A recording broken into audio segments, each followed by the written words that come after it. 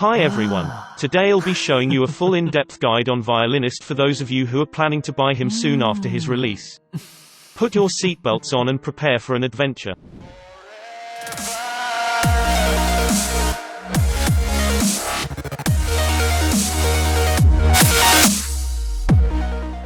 Let's understand what his ability does first to get a better idea on how to use them. He has three abilities and they are called Sonata, Rhapsody and Infinite Movement. Sonata is a skillshot ability. His main ability that you can use at the start to end of the game. I would say it's the only hardest ability to land. If you are bad at skillshot ability, he may not be the right hunter you should be getting. To use his Sonata, you need to place his first note at a targeted location whereby you think would hit the survivor. Then, placing his second music note will activate the Sonata. And remember, the Sonata skillshot only lasts 5 seconds. So you have to place 2 music notes within 5 seconds, if not it will be cancelled. However, if you do place 2 music notes in time, it will last on the battlefield for 13 seconds. Survivors who are hit will suffer half health and 1 stack of music note, same damage as normal attacking but with an additional music note. If survivors touch the same string later, a stack of demon notes will be added but will not suffer any damage. I'll talk more about his demon notes effect later on. Moving on to his second ability, Rhapsody. When it is activated, you can throw several demon notes towards the survivor. From my testing, you can throw up to 8 demon notes per activation. The music notes can also ignore terrains and continue flying across the map, which I feel is useful to check whether the survivors are at the cipher's area. Lastly, his third ability, Infinite Movement, or I like to call it, his ultimate, can only be used if Sonata is activated. If you do miss your Sonata ability, Infinite Movement can be your secondary backup. If the Infinite Movement does hit a survivor, the survivor will suffer damage the same as a normal attack.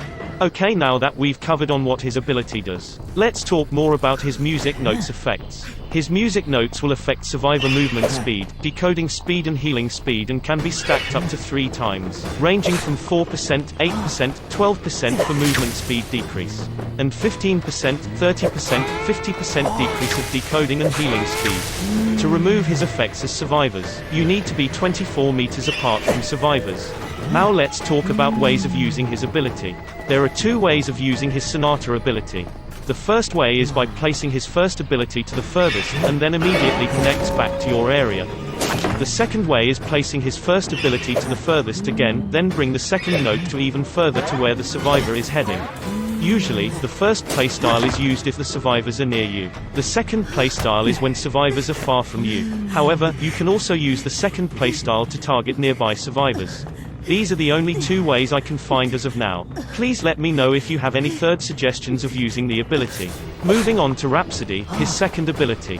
Oftentimes when chasing survivors, if they are far from you, and your Sonata is on cooldown, I would recommend you to activate Rhapsody and try to hit the survivors 3 times to stack up the maximum potential for his second ability. However, if your Sonata is available and the survivors are far enough in range to get hit by your Sonata, you should use your Sonata first to shorten the distance between you and the survivors. Then use your Rhapsody for a gap close. Lastly, Infinite Movement, his ultimate ability. For 1v4, if a survivor is placed on a chair, it is recommended to activate your Sonata in a direction that can be hit directly towards the chair, so that you can activate your Infinite Movement and let its ability going towards the rescuer, which will have a higher potential of hitting the rescuer. Best case scenario is, the rescuer got hit by your Infinite Movement and you finish him off with your normal attack. Worst case scenario is you missed your Infinite Movement, which is quite unlikely since it's easier to hit survivors than using Sonata alone, and the rescuer managed to save the survivors. Well, if that's the case, immediately activate Rhapsody, his second ability, and get near to the survivor again who was put on the chair. Now let's move on to its persona build. From my experience, it is highly recommended to always bring Detention as your primary priority. Then let Trump Card, Insolence and Confined Space be your secondary priority. I can't give you an exact build since it often depends on which survivors you're against. For instance, if you are playing Moonlit River Park and the opponent has a priestess in their team, then you should bring Detention and Trump Card, so you can immediately change your talent to teleport and use it to teleport to the priestess nearest cipher. But if you're a beginner and don't know how to know which persona to bring, I recommend the standard to be Detention and Confined Space. Let me explain. Survivor stunned you. No problem. Your Pallet's destroying speed is increased by 40%. Survivor vault through windows. No problem, just block the windows for 20 seconds. Chasing Survivor for more than 12 seconds. No problem. Vaulting speed will increase by 20%. This build is strong for early to mid-match when you are chasing survivors. As for talent, you should bring teleport so that you can teleport to the gate when it is open.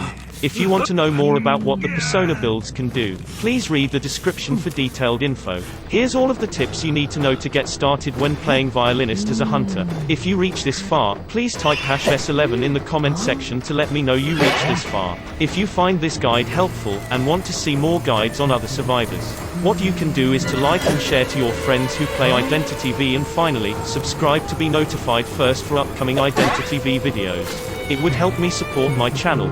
See you in the next one. Bye.